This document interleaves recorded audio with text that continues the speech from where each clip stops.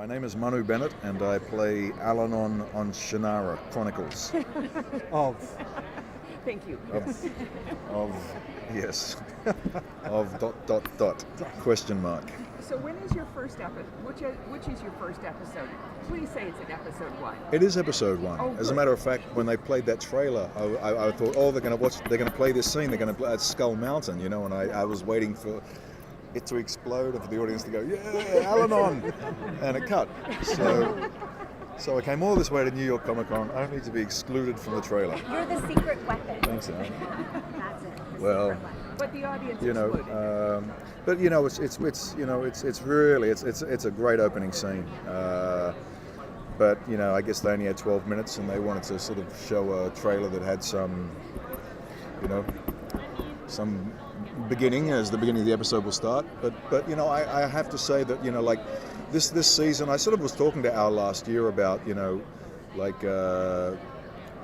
relationships that Al-Anon has. What are the possibilities of the relationships that are provided by the book, and where they might be thinking about creating their own spin on certain things. And Al was very complimentary about my performance in the first season, but he said he wanted to draw Al-Anon more into the heart of the storyline. Like last year, I was just kind of like, go this way, go that way, let's do this, let's do that.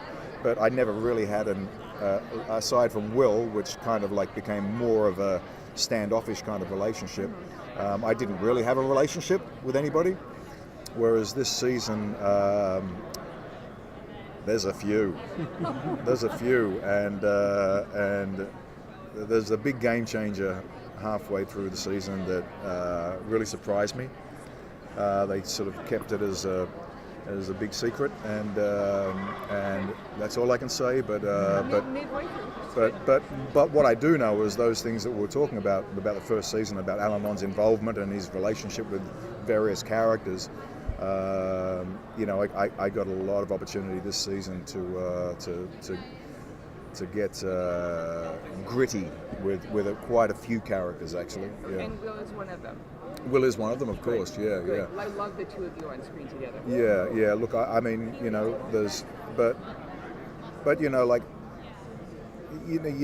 think that it was a kind of a protagonist relationship, and at one point I wondered whether we'd sort of gone too far in the direction of making them not friends. That would somehow, I don't know.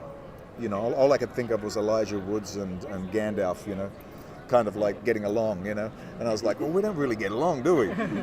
But as this season sort of expanded, it was better to not get. I found that the actual kind of complexity of how, Will looks at Al-Anon as being so pivotal in the outcome of things, and sees him as being manipulative, which is true to Terry's original version of Al-Anon. Al-Anon is really, if it has to be black, it has to be black. If it has to be white, it has to be white. There's no middle ground for emotions, and he's seen too many wars and seen the feelings of a couple of young people in love can't cloud that kind of judgment when it has to come down to the hard facts.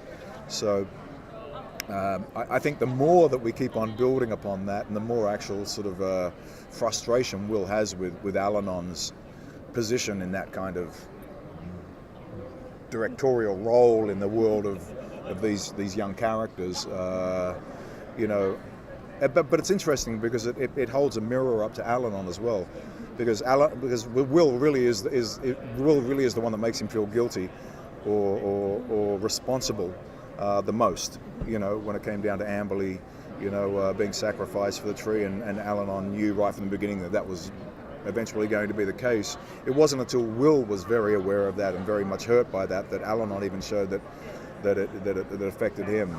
So yeah. There we go.